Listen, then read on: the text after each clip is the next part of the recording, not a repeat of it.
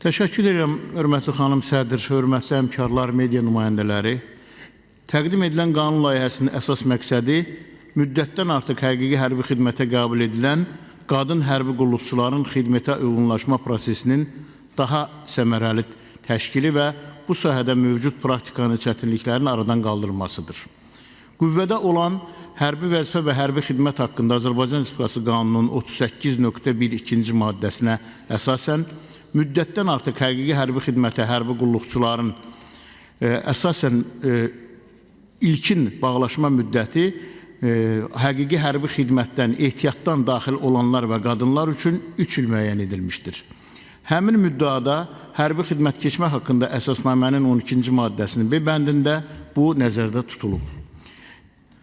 Hörmətli həmkarlar, praktikada kişi cinsi vətəndaşlar müddətdən artıq həqiqi hərbi xidmətə qəbul olunmazdan əvvəl müddətli həqiqi hərbi xidmət keçdiklərinə görə hərbi xidmətə uyğunlaşma mərhələsini artıq başa vurmuş olurlar.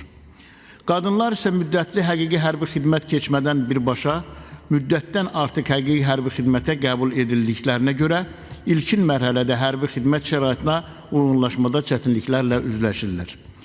Qadınlarla dərhal 3 illik ilkin bağlaşmanın bağlanması onların uyğunlaşma dövrünü keçmədən uzun müddətli öhdəlik götürməsinə səbəb olur. Bu da sonradan əsasən ailə vəziyyəti və digər obyektiv səbəblərə görə xidmətdən vaxtından əvvəl ehtiyata buraxılmaları ilə nəticələnir və kadr sabitliyinə mənfi təsir göstərir. Qeyd onları nəzərə alaraq, qanun layihəsində qadınlarla bağlanan ilkin bağlaşma müddətinin 3 ildən 6 ayadək azaldılması nəzərdə tutan müddaanın əlavə edilməsi təklif olunur.